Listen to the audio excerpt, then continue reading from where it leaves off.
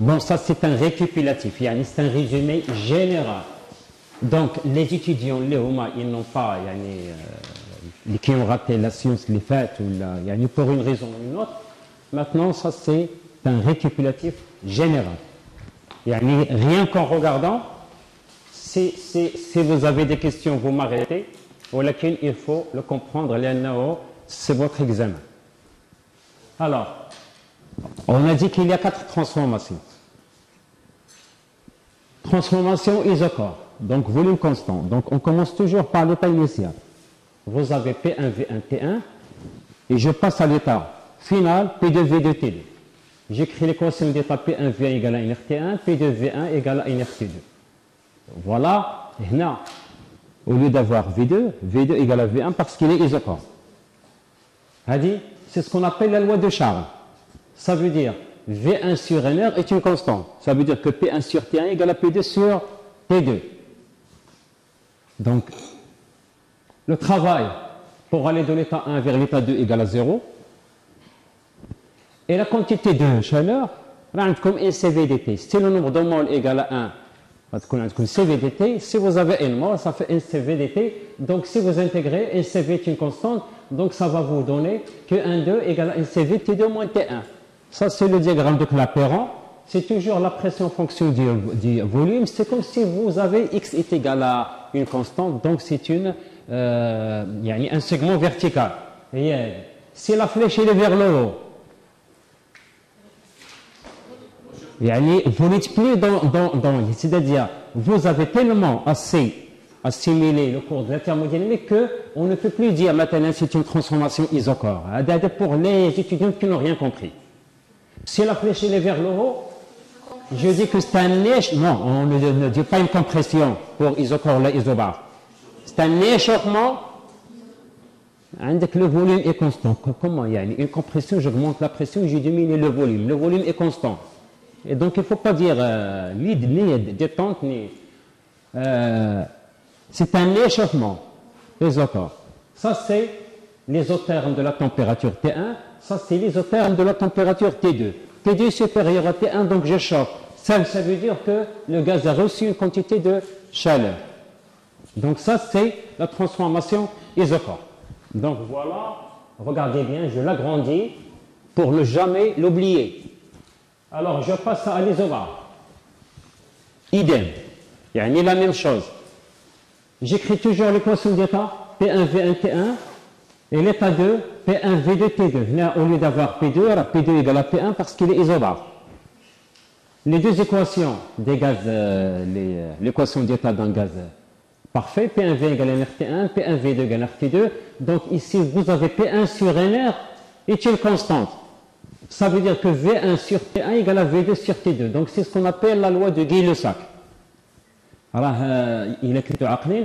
On a dit qu'est-ce que ça veut dire un gaz parfait? C'est un gaz tel que premièrement je néglige les interactions entre molécules voisines. Il obéit à 3 lois qui sont la loi de Charles, la loi de Mariotte et la loi de Gay-Lussac. Au talipan, tel que son équation d'état, il y a PV égale à NRT. C'est-à-dire au moins les caractéristiques, la définition d'un gaz parfait. Alors, la loi de Gay-Lussac, le travail, c'est moins, donc dW égale à moins PDV, la pression est constante, je note P1, donc ça fait volume finalement volumétrique. La quantité de chaleur, NCP. La NOCP, c'est la capacité calorifique à pression constante. Bien sûr, si vous intégrez, Q12 est égal à NCP, T2 moins T1. Donc, à dire. Alors, la pression, il y a jet flux désordonné, donc, on a une droite. Là, comme ça, c'est l'état initial, P1, V1. Ça, c'est l'état final, P2, V2, avec P1 égale à P2. Et là, comme la flèche vers la droite, c'est un échauffement isobar. Si tu traces l'isotherme T2 et l'isotherme T1, vous allez constater que T2 est supérieur à T1. C'est un échauffement isobar. Donc, ça veut dire que le gaz a reçu une quantité de chaleur. Donc, il va dégager un travail. Donc, si la quantité de chaleur est positive, ça veut dire que le travail il est négatif. Si la flèche elle est vers la gauche, c'est un refroidissement isobar. Le mot échauffement, refroidissement, donc ça va vous donner, ça va vous guider le calcul de la quantité de chaleur et le travail lors d'un examen. Donc ça c'est la transformation isobar. Voilà, je l'agrandis un peu. Donc c'est ce que vous voyez. Maintenant, la transformation isotherme. La même chose. L'équation d'état et l'état initial P1 V1 T1, P1 V égale à T1. L'état de P2 V2 T1, bien sûr T2 égale à T1. L'équation d'état, il y a une T1. Voilà. Ce terme est constant, donc P1 V1 égale à P2 V2. Donc c'est ce qu'on appelle la loi de Mariotte. C'est la loi de Mariotte. Donc le travail réversible, dW égale moins PdV, vous remplacez P par nRT sur V, vous intégrez, ça va vous donner moins nRT, nRT de 1, nRT1 et l'N de V2 sur V1. Si je ne vous donne pas les volumes, vous avez P1 V1 égale à P de V2, donc V2 sur V1, il y a P1 sur P2. Alors, je trace P en fonction de V. Comme PV est une constante, donc P égale à une constante sur V, donc il a l'allure de ce qu'on appelle une hyperbole. Si la flèche elle est vers le bas, c'est une détente. On ne peut pas échauffement le refroidissement parce que c'est une température qui est constante. Donc, c'est une détente isotherme. Détente. Il faut se détendre. Tu diminues la pression. Lorsque tu es comprimé, quand je comprime un gaz, j'augmente sa pression. La détente, je diminue la pression ou j'augmente le volume et la compression l'axe. Donc, c'est une détente. Ça veut dire que le travail il est négatif et la quantité de chaleur est positive. Si la flèche est vers le haut, la compression travail positif, la quantité de chaleur négative. Donc, le shader, c'est simple. Voilà. Ensuite, on est passé à la transformation adiabatique. Alors, qu'est-ce qu'on a dit? Une transformation elle est adiabatique lorsqu'il n'y a pas de variation de quantité de chaleur avec le milieu extérieur. Le système il est fermé, il est clos. Donc, la quantité de chaleur égale à 0. On a deux quantités de chaleur. On a le libretto, عادية. هنا مثلا D de Quénon égale CVDT plus PDV. Égale à CVDT, je remplace la pression par nRT sur V. Voilà, c'est ce qu'on a fait la série numéro 3. Je remplace, donc je divise tout par P. Je remplace NR, c'est ce qu'on appelle la loi de Mayer. Et il y a CVDT plus CP moins CVT. Voilà, et à la fin, je trouve ça, j'intègre et je trouve les trois formules de Laplace. Et ça, ce sont des questions de cours qu'on pose toujours dans des examens. Alors, démontrer les trois formules de Laplace, Léoma, PV puissance gamma égale à constante, TV gamma moins A égale à constante, T, P1 moins gamma sur gamma égale à une constante. Et daïman, si je vous donne un cycle fermé, si je vous donne une compression, une détente, et je vous demande de calculer des volumes ou la dépression, alors quand vous êtes obligé d'utiliser les trois formules de Laplace. Lorsque je ne vous donne pas un cycle, je vous donne maintenant un cylindre, comme ce qu'on a fait dans la série 3. Donc si vous avez une bonne mémoire, la série 3, donc il y avait deux compartiments C1 et C2, il est complètement isolé, donc il va subir une transformation adiabatique, mais quand j'ai introduit une résistance chauffante, le compartiment C1, le gaz qui est dans le compartiment C1 a reçu de la chaleur, donc il n'est plus adiabatique, donc je ne parle plus de ça, mais le gaz qui est dans le compartiment 2, il a été comprimé d'une manière adiabatique, donc j'ai le droit d'utiliser les formules de Laplace. Quand la transformation elle est adiabatique, quasi-statique, vous utilisez les formules de Laplace. Sinon, vous n'avez pas le droit. Voilà. On a calculé le travail de la série numéro 3, l'exercice 1, et on a dit montrer que le travail égale à P final V final moins P initial V initial sur gamma moins 1. Donc on a dit que on a deux méthodes simples. Premièrement, je commence par dW égale à عندكم PV puissance gamma égale à constante. La constante elle est à A. Donc P égale à A sur V puissance gamma, ou la AV gamma moins 1. Et on a remplacé P par AV gamma moins 1. Nous avons intégré et on trouve que ça vous donne ça. Donc pour le travail d'une transformation adiabatique, on a comme 3. W12 égale à P de V2 moins P1 V1 sur gamma moins 1 si je vous donne des pressions et des volumes. W12 est égal à CV T2 moins T1 parce que là, l'énergie interne, c'est le travail plus la chaleur.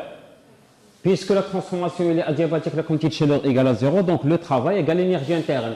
Et après la première loi de Joule, l'énergie interne ne dépend que de la température ou d'AIM. Toujours, elle est égale à CV T final moins T initial. Donc le travail égale à CV T2 moins T1. Si je ne vous donne pas CV, alors vous savez que CV égale à R sur gamma moins 1 avec gamma, on a deux valeurs, gamma égale à 1,4 quand le gaz il est diatomique et gamma égale à 1,33 quand il est monoatomique. Donc, il y a assez de bagages pour réussir. Maintenant, on passe au chapitre à l'entropie. Donc, le premier principe stipule la conservation de l'énergie. Donc, le premier principe, on a le principe d'équivalence, l'énergie interne égale le travail plus la quantité de chaleur. Pour un cycle fermé réversible, le travail plus la chaleur égale à 0. Il y a l'énergie interne égale à 0. Donc le travail total égale moins la quantité de chaleur totale. Donc conservation de l'énergie. Alors, sans imposer les conditions sur les types d'échange possibles. Mais ce bilan énergétique ne permet pas de prévoir le sens de l'évolution d'un système. Donc, on a ce qu'on appelle le principe de l'évolution. Maintenant, sens des réactions chimiques ou des transformations naturelles ou le transfert spontané de la chaleur chaude vers le froid. Yani, on ne peut pas contrôler avec exactitude quand les transformations sont brusques. Yani, si je prends un verre de lait avec un verre de café et je les mets en contact, donc je ne peux pas contrôler, c'est-à-dire comment. Yani, ce que je sais, c'est qu'à l'état initial, il y avait le chaud et le froid, en les mettant en contact, après un temps T déterminé, les deux ils vont être en équilibre. Comment ça se fait? Le corps chaud a donné de la chaleur au corps froid. Donc, pour mieux comprendre, donc on va introduire ce qu'on appelle une fonction liée à l'entropie. Alors, le premier principe n'exclut pas le transfert de chaleur du froid vers le chaud, ce qui est impossible. C'est impossible que le corps froid il transmet de la chaleur au corps chaud. C'est le contraire. Il n'explique pas les réversibilités. Donc, c'est le premier principe. Daïman, le premier principe, lorsque je fais dW égale à moins PdV et j'intègre, ça veut dire que je suppose que c'est réversible. Mais le premier principe ne peut pas me donner des informations détaillées sur l'irréversibilité de certaines transformations spontanées ou naturelles. Donc, il faut donc introduire le deuxième principe qui s'appelle le principe d'évolution, c'est-à-dire une transformation. Déduit des faits expérimentaux qui vont permettre de prévoir l'évolution des systèmes. Le deuxième principe introduit une nouvelle fonction d'état qu'on appelle l'entropie. Le comportement du système par la maximisation de leur entropie. L'entropie d'un système croît si le système tend vers son équilibre. Donc, il y a ce qu'on appelle une fonction entropie. Alors, par définition, on appelle l'entropie, D de S égale à D de la quantité de chaleur sur la température. On a vu dans le cours que la quantité de chaleur, ce n'est pas une fonction θ. Donc, ce n'est pas une forme différentielle totale exacte. Il dépend du chemin suivi. Si je la multiplie par 1 sur T, c'est ce qu'on appelle le coefficient de Thomson. 2 déclinants sur T devient une fonction d'état. Quand je dis une fonction d'état, ça veut dire, c'est une forme différentielle totale exacte. Il ne dépend pas du chemin suivi. Et tel que pour un cycle fermé réversible, l'entropie totale égale à 0. L'énergie interne. Donc, si j'intègre, delta S ne peut avoir que deux valeurs. Même que je connais entre 3 ou 4 ou 5. Alors, le delta S total ne peut avoir que deux valeurs. Ou bien 0, lorsque je vous donne un cycle. Alors, si je vous donne un cycle, donc je trouve 0. Au delta de S total, il est strictement supérieur à 0 quand la transformation est irréversible. Dans l'examen, je vais vous dire calculer l'entropie totale. C'est sûr. Si la transformation est réversible, si je vous donne un cycle fermé, vous êtes obligé de trouver que l'entropie totale est égale à 0. Juste deux choses à vérifier lors d'un cycle. L'énergie interne totale, qui est le travail total plus la chaleur totale, est égale à 0. Et l'entropie totale doit être égale à 0. Pourquoi? Parce que ce sont des fonctions d'état qui ne dépendent pas du chemin suivi. Je pars d'un état et je reviens au même état. Si je vous donne une transformation irréversible, comme l'exemple que j'avais donné quand je verse de l'eau chaude avec l'eau froide, c'est-à-dire le mélange, il est instantané, brut. غتكون عندي delta S de l'eau chaude, delta S de l'eau froide. واحد غتكون positif et l'autre négatif. ولكن quand je fais la somme des deux, je dois trouver strictement supérieur à 0. Donc dès que tu lis irréversible, c'est que delta S total strictement supérieur à 0. Et quand je dis total, lorsque je verse maintenant de l'eau chaude et je verse de l'eau froide, هذه غادي تكون عندها دلتا اس بوزيتيف وهذه غتكون عندها دلتا اس نيجاتيف. علاش هذه نيجاتيف؟ Parce que l'eau chaude, c'est lui qui va donner de la chaleur au corps froid. Donc la température finale غادي تكون inférieure à la température initiale du corps chaud. اسمع مزيان. Alors bon, l'infrared, ici j'ai 97 degrés Celsius et ici j'ai 20.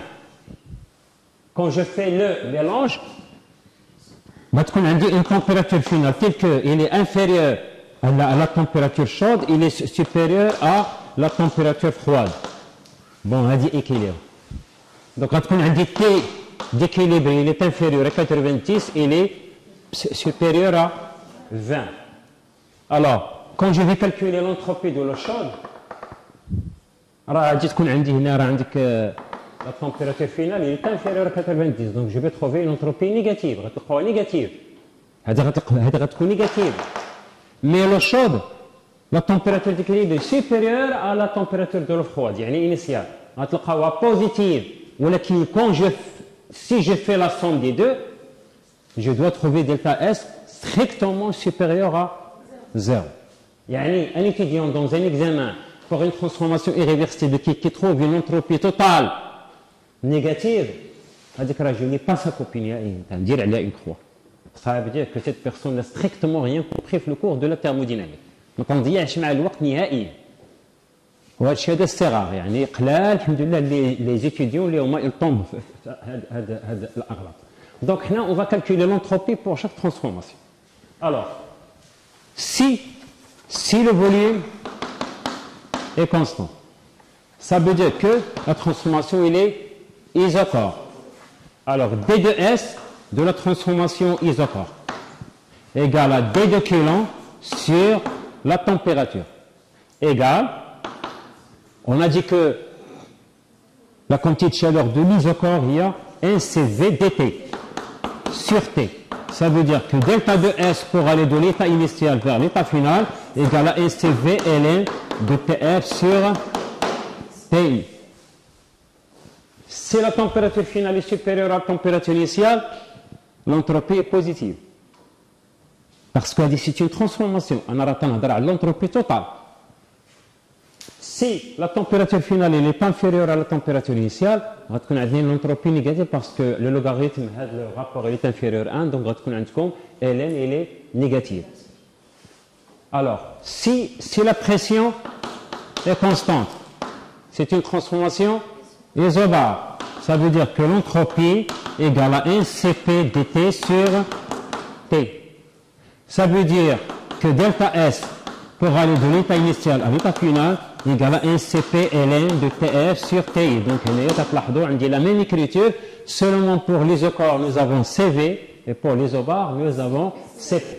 Alors, si la transformation elle est adiabatique, lorsqu'il est adiabatique, donc il n'y a un problème. Ça veut dire que la quantité de chaleur égale à 0. Donc l'entropie égale à 0. Donc dès que tu dès que tu trouves qu'il y a une transformation adiabatique, l'entropie égale à 0. هنا هذه نسميوها isentropie. Isentropie. Isochore, volume constant, isobar, pression constante, isotherme, température constante, isentropique, ça veut dire à entropie constante. Là, quand je dis delta I, S, IF égale à 0, ça veut dire que SF moins SI égale à 0, ça veut dire que SI égale SF, donc à entropie constante. Alors, pour la transformation isotherme, quand la température est constante, ça veut dire que D2S, il y a D2 Coulomb sur la température. Oui ou non? Alors, quand j'intègre, je rappelle que delta de S est égal l'intégrale, température est une constante isotherme. Je la sors de l'intégrale. L'intégrale de D de la quantité de chaleur, il y a Coulomb. Donc, delta S pour aller de l'état initial à l'état final est égal. La quantité de chaleur d'une transformation isotherme, c'est moins le travail. Ça fait nRT, ln du volume final sur volume initial sur T. Je simplifie et je trouve que l'entropie égale à nR, ln du volume final sur volume initial. Donc, il y a l'entropie des 4 transformations que je vais vous résumer ici. Alors, si V est constante, nous avons delta S 1, 2 égale 1 CV ln de T2 sur T1. Si la pression est constante, vous avez delta S 1, 2 égale à 1 CP ln de T2 sur T1. Si la température est constante, vous avez delta S pour aller de l'état 1 vers l'état 2 est égal à NR ln de V2 sur V1 égale à NR ln de P1 sur P2. Si la transformation il est adiabatique, ça veut dire que delta S 1, 2 égale à 0. Donc, les entropies. Donc, c'est assez simple. Alors, rapidement, qu'est-ce que ça veut dire une transformation irréversible? Donc, la chimie, comme les réactions chimiques, quand je mélange encore Na à Cl, NaCl. Alors, ou bien je mets une seule flèche, ou bien je mets deux flèches. S'il y a deux flèches, la réaction il est valable dans les deux sens. S'il y a une seule flèche, la réaction il est valable. Donc, l'irréversible, il y a une seule flèche. On ne peut pas retourner. Le vieillissement. Lorsque vous êtes jeune, quand vous grandissez, oui ou non? Il y a l'entropie. Irréversible. Alors, certaines transformations sont irréversibles. Elles n'évoluent que dans un seul sens. Le vieillissement. Un seul sens. On ne peut pas retourner. Alors, quelle est la mécanique quantique? Mécanique quantique, bon, on va نخرج على الإطار ديال الكور ديال الثرموديناميك ولكن il y a un cours ديال ألبير أينشتاين اللي هو تيقول لكم بلا E égale à mc carré. Voilà. Alors, la mécanique quantique, يقول لك بلا كاينه la plus grande vitesse qui existe, il y a la célérité ou la vitesse de la lumière, 3 fois 10 puissance 8 mètres par seconde. Alors, si on arrive un jour à dépasser cette vitesse, on peut revenir au passé. Donc, c'est trop compliqué, il faut lire la mécanique quantique qui est la meilleure matière en physique. C'est quand vous serez, pour les gens qui veulent approfondir leur connaissance intellectuelle en physique, bon, il faut qu'ils lisent le livre قيد في E égale à mc carré, et vous allez. Par exemple, E égale à mc carré. C'est la vitesse de la lumière. Pour l'instant, c'est une constante. mc carré est une constante. Donc, ça veut dire que l'énergie est une masse. Et la masse, c'est une énergie. Ça veut dire qu'une masse au repos, elle dégage une quantité d'énergie. C'est assez compliqué. Alors, quels sont les principes des exemples? Alors, مثلا عندي هنا un gaz, عندي deux ensembles, عندي une petite composante vide. يعني خاوية هنايا il y a une petite ouverture. C'est à haute pression. Ici, basse pression. Il est normal que les molécules elles vont se sauver. Alors, supposons que j'ai deux amphis. Le grand amphi, et il y a une petite sortie, il y a un petit amphi. Dans le petit amphi, il y a un climatiseur. Il fait très très chaud aussi. Donc ici, il y aura une haute pression. Donc qu'est-ce que vous allez faire? Vous allez s'échapper par la petite porte vers là où il y a la climatisation. Donc c'est le passage de haute pression vers les basses pressions. Alors l'écoulement d'un gaz, la détente il est spontanée. Donc comme le mot spontané ça veut dire brusque, ça veut dire irréversible. Donc je donne un deuxième exemple. Le transfert spontané de la chaleur. Lorsque tu mets ta main où il y a 37 degrés sur la table où il y a 20 degrés, tu transmets spontanément. Quand tu lèves, tu as une trace, une lueur de la chaleur. Alors, l'écoulement de la chaleur des hautes températures vers les basses températures, il est spontané. Et à l'état final, je ne peux pas retourner à l'état initial. Donc, c'est une transformation irréversible. Ce sont des exemples des transformations irréversibles. Alors, là, je te chiffre mécanique, c'est une pente. Une voiture, quand je conduis une voiture, maintenant une pente, quand je freine, donc la roue s'arrête et donc elle va dégager énormément d'énergie et je ne peux pas récupérer cette énergie, je ne peux pas retourner en arrière. C'est une transformation irréversible. Alors, les postulats de l'irréversibilité. Il y a ce qu'on appelle l'énoncé de Clausius. Parce que je le pose toujours comme des questions du cours. Quels sont les postulats de l'irréversibilité? Quel juge? Premièrement, les postulats de Clausius. Alors, il est impossible que la quantité de chaleur se transfère du côté froid vers le côté chaud. Impossible. Une quantité de chaleur ne peut jamais être transférée spontanément, immédiatement d'une source froide vers une source chaude. C'est impossible. Si l'interdiction n'existe pas, on pourrait alors extraire par exemple sans déposséder l'énergie calorifique des océans ou de l'air pour faire bouillir de l'eau. يعني إذا خديت واحد النقراج وعملتيه في لو فخواد واخا تسنى تماك عمر كامل. Il ne sera jamais chaud. علاش؟ لأنه il est impossible que la chaleur se transfère du froid vers le chaud. L'énoncé de Kelvin. Il est impossible de transférer ou de transformer intégralement de la chaleur en travail. Il est impossible de prélever une quantité de chaleur d'une source d'énergie et de la transformer intégralement en travail. Impossible. Maintenant, si vous prenez un bateau dans la mer, le bateau, est-ce qu'il peut, l'énergie de la mer, mais la quantité de chaleur froide, est-ce qu'il peut fonctionner pour naviguer? Ce n'est pas possible. Donc, il est impossible. Si c'est une possibilité, on pourrait construire un moteur qui va pomper de la chaleur d'une source qui est l'océan et de la transformer complètement en travail pour faire avancer un navire. Mais donc, là, impossible. C'est l'énoncé de Kelvin. Donc, je juge l'énoncé de Clausius. Il est impossible que la chaleur se transfère du froid vers le chaud. Et le deuxième Clausius, Kelvin, il est impossible de transformer intégralement la chaleur en travail. Le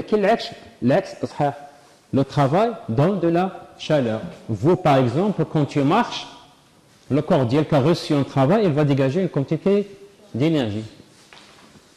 Les étudiants dans leur chambre, ils ont ce qu'on appelle un réchaud, une plaque chauffante. C'est une plaque que vous utilisez pour préparer votre repas. Tu branches la prise et la résistance est s'allume. Là, je transforme l'énergie électrique en quantité de chaleur. Je ne peux pas transformer intégralement la quantité de chaleur en travail.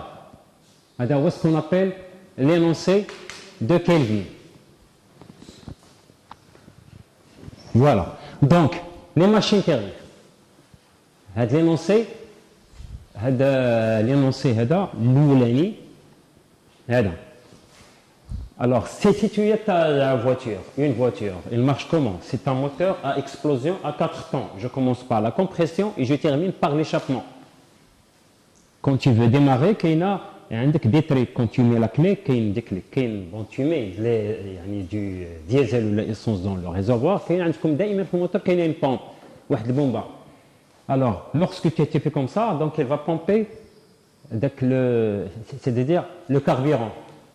Elle va remplir la vapeur, elle va remplir le premier cylindre qui a un volume khawi et qui a le piston vers le bas parce que le moteur il est éteint. Il va remplir. Quand tu mets le contact, il y a la bougie électronique.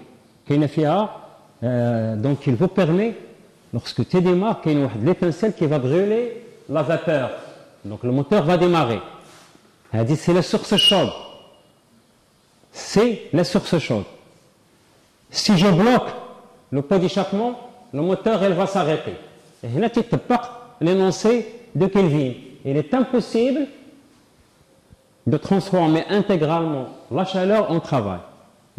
Si je ne bloque pas le pot d'échappement, le moteur va tourner et la voiture, le moteur va vous donner un certain travail au milieu extérieur. Donc, pour faire fonctionner une machine, c'est-à-dire ce sont les deux sources de chaleur. Une source chaude et une source froide. C'est pour cette raison, par exemple, là, il y a le système de climatisation.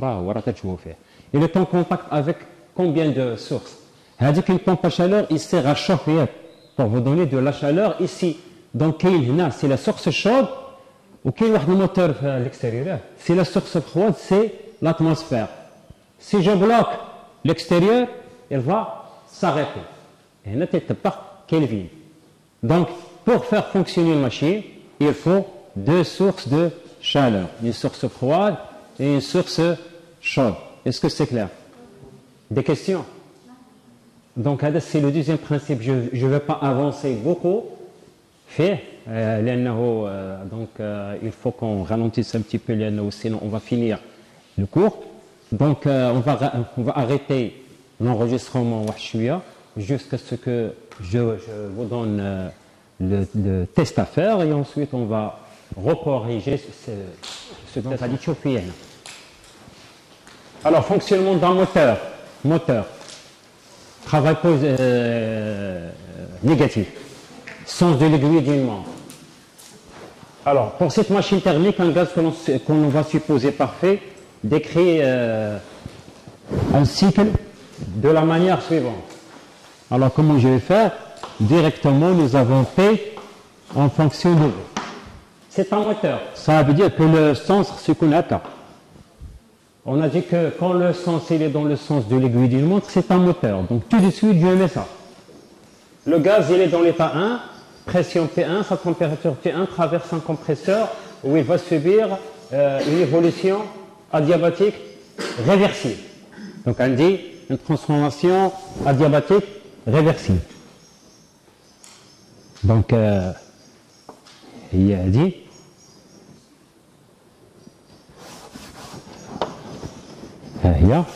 je mets pas, pour l'instant, je ne mets pas de flèche. P1, sa température traverse un compresseur dans lequel il subit une évolution adiabatique. Je n'ai pas dit wesh compression ou là une détente. Pour savoir si vous allez comprendre après. Réversible jusqu'à l'état P2. La température T2 et la pression P2. Il se trouve alors en contact avec une source chaude où il se réchauffe de façon isobare. Il se réchauffe. Donc, il y a un problème. Si je fais une erreur et je fais ça, donc il y a un problème. Donc, la flèche doit être vers la droite. Donc, ou bien ici, ou bien ici. Alors, il y a un échauffement. Donc, ça peut être ici ou là, ici. Je vais voir que va-t-il se passer avec la troisième transformation. Le gaz, ensuite, dans la turbine, se détend. Donc, si je mets ça, ça dirait une compression. Donc, il y a un problème. Donc, ça veut dire que je vais corriger mon erreur. Donc, ça veut dire que l'isobare, il est dans l'eau. Donc, ça c'est, voilà. Donc, elle dit c'est une compression. Voilà. Il se détend. Et pour mieux comprendre, je vais voir la fin. Elle achève enfin de se refroidir de façon isobare. Ça veut dire yes. Donc on dit 1, 2, 3 et 4. Est-ce que c'est clair? Voilà. Donc ça c'est le cycle, il est dans le sens moteur. Maintenant, avant de faire les calculs, je vous ai appris de faire ce qu'on appelle, c'est-à-dire une feuille de réponse intelligente. 1, 2, c'est une transformation adiabatique. Pas de quantité de chaleur. Je mets ça. Ça, c'est une détente adiabatique, pas de quantité de chaleur. 2, 3, c'est un échauffement isobare. Ça veut dire que le gaz a reçu une quantité de chaleur. Donc, je mets la flèche et je dois trouver que du 3 est positif. 4, 1 est un refroidissement isobare. Ça veut dire que le gaz, pour se refroidir, il a perdu une quantité de chaleur. Donc, je mets une flèche.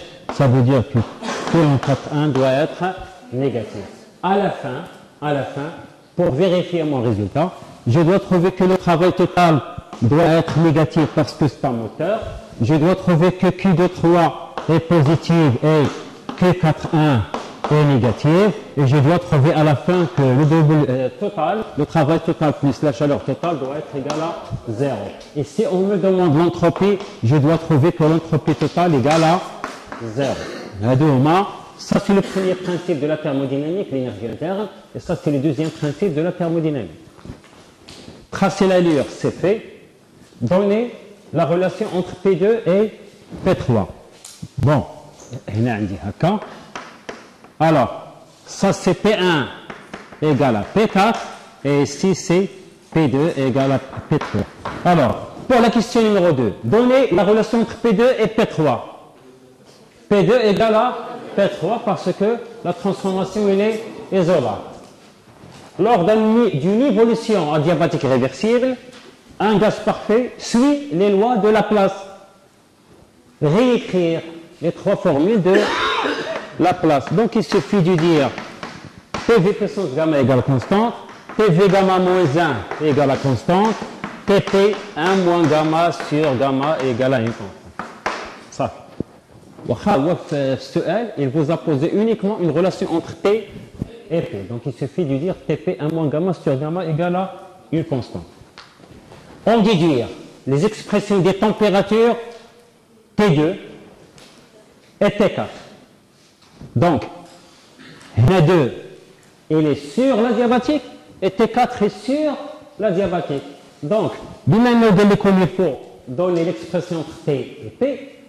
Donc, je vais faire pour la diabatique 1, 2, nous avons vite P1 vite 1 moins gamma sur gamma égale P2 1 moins gamma sur gamma. Ça veut dire quoi? Que P2 égale à P1 sur P2 1 moins gamma sur gamma. Est-ce que c'est clair? T4. Où se trouve T4? La diabatique. Donc, P3 1 moins gamma sur gamma égale à P4 1 moins gamma sur gamma. Donc, transformation 3, 4, nous avons P3 1 moins gamma sur gamma égale à P4 1 moins gamma sur gamma. Voilà qui n'a pas égal P3. P2, donc ça fait P2 1 moins gamma sur gamma égale P4 égale P1 1 moins gamma sur gamma. Ça veut dire que T4 que je cherche égale à T3 P2 sur P1 1 moins gamma sur gamma. Est-ce que c'est clair? La question qui suit, préciser pour une mole les expressions des quantités de chaleur Q chaude et Q froide, échangées respectivement avec la source chaude et la source froide. Donc ça c'est la question numéro 4.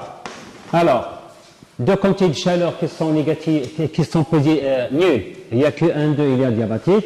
Que 3, 4 égale à 0. Donc on va calculer Q de 3. Donc Q de 3. Alors directement, c'est une transformation isobare. Donc vous avez CP, T final, il y a T3 moins T2. Donc, bon, c'est bien. Bien. Alors, le T3, il est où? Il est ici. Il y a l'isotherme T3, oui ou non? Ça, c'est T2. T3 est supérieur à T2. Donc, T3 moins T2 est positif. Donc, il y a la chaleur chaude. Il y a QC. C'est du Coulomb 4,1. C'est une transformation isobare. Ça fait CP T1 moins T4. Aussi, ici, je trace la température T4 et vous avez la température T2. Alors, qu'est-ce que vous remarquez? T1 est inférieur à T4, c'est normal, hein, je refroidis. T1 moins T4, elle est négative. Donc, ça, c'est la chaleur froide. Est-ce que c'est clair? Alors, en utilisant le premier principe de la thermodynamique, donner l'expression du travail global. Il ne t'a pas dit calculer le travail pour chaque transformation. Il a demandé quoi? Travail global. Qu'est-ce que ça veut dire global? Total. Alors, d'après le premier principe de la thermodynamique, donc, alors, qu'est-ce qu'on va dire? Alors, premier principe, ça veut dire que l'énergie est égale au travail total plus la chaleur totale. À quoi est égal? Égal à 0. Toujours, au cours d'un cycle fermé, l'énergie interne est égale à 0. Total. Hein? Donc ça veut dire le travail total plus la quantité de chaleur totale, il n'y a que de 3 plus Q4,1 égale à 0. Ou comme Q1, 2 égale à Q3, 4 égale à 0. Parce que ce sont deux transformations adiabatiques. Donc le travail total égale à moins Q de 3 plus Q long 4, 1 égale à moins. Alors, CP T3 moins T2 plus CP T1 moins T4 égale moins CP facteur T3 moins T2 plus T1 moins T4. La quantité de chaleur totale va être négative ou positive? Positive parce que le travail il est négatif. Parce que c'est un moteur.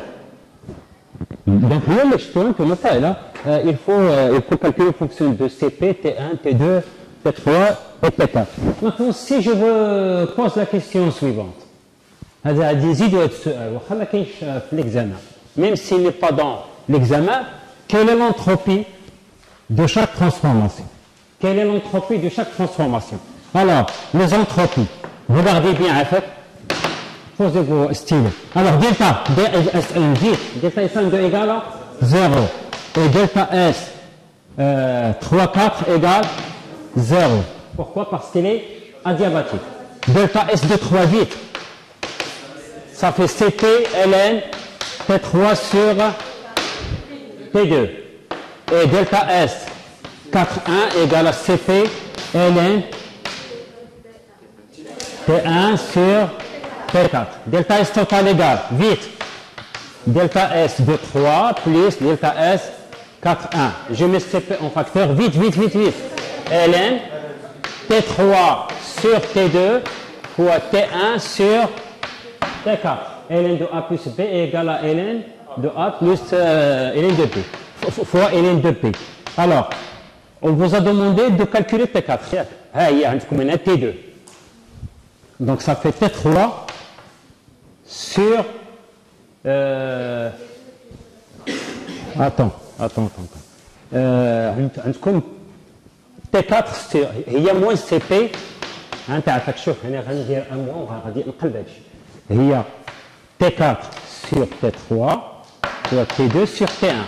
Oui ou non? J'ai fait ici un C moins égal à moins CP.